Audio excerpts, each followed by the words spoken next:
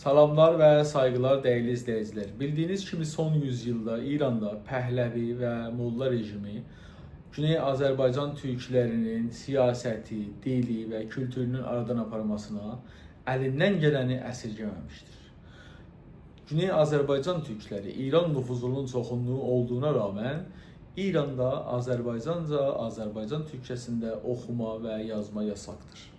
Buna rağmen bizim millətimiz, Türklər, Azərbaycanlılar öz dilimizi, öz kültürümüzü yaşatmağa çalışıb və davam etmişlərdir. Bir öncəki yıl İran Cumhurbaşkanı seçimlərində bir farklı ortamla Türk asıllı, Azərbaycanlı Pezeşkiyan, Məsud Pezeşkiyan aday oldu və Azərbaycan türklərinin oylarıyla Cumhurbaşkanı seçildi.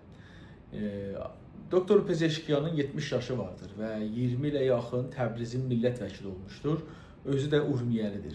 Və 70 ildə Azərbaycan türkçəsində danışıb, Azərbaycan türkçəsində düşünüb və ancaq yer və məqam gərəyi farsça danışmışdır. Yəni Təhranda məclisdə və ya dövlətdə olduğu zaman da farsça danışmışdır.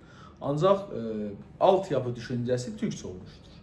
Cumhurbaşkanı seçildikdən sonra tüm toplantılarda, yəni bir çoxunda və ya yazılarında və ya tweetlərində istər-istəməz Azərbaycan türkçəsi, ata-baba sözlərimizdən, şeirlərimizdən faydalanmışdır. Və İran rejimi bir çox zamanda, hər zaman kimi buna həssasiyyət, aşırı şəkildə həssasiyyət göstərib və Doktor Pezeşkiyanın dediyinə görə bir çox yerdə Azərbaycanca danışma demişlər buna.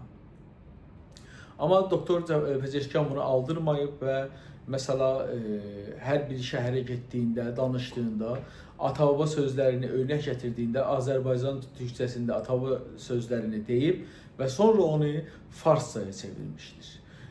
Məsələ diqqət edərsiniz, Xuzestana getdiyində oğul şürehli olsa nə qalar, oğul beşoğul olsa nə qalar? Və ya iki bakanın arasında örnək gətirində zəmidə iki cütü örnək gətirmişdi.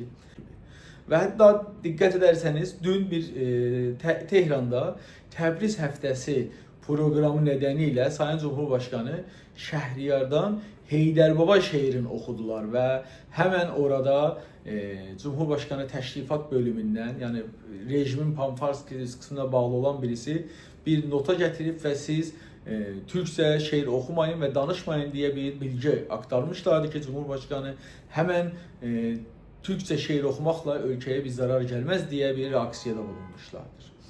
Bunu demək lazım ki, İranda İrancılar, İran rejimi hətta Azərbaycan Cumhuriyyətini görənmirlər, bağımsız bir ölkə olaraq görənmirlər, Azərbaycanın nailiyyətlərini, gəlişmələrini görə bilmirlər, Azərbaycan deməkdən belə çəkinirlər və sadəcə Bakı, məsələ dövləti, Bakı Cumhuriyyəti belə kəlmələr işlədirlər. Amma mən əminəm ki, Sayın Cumhurbaşkanı Pezeşkiyanın seçildikdən sonra ölkə genəlində fars olmayan millətlərə, özəlliklə Azərbaycanlılara yapılan baskılar, yapılan işgəncələr aşkara çıxacaqdır. Millət bunu biləcəkdir və hətta Sayın Cumhurbaşkanı da buna bəzilə də dirənə bilər. Çox sağ olun.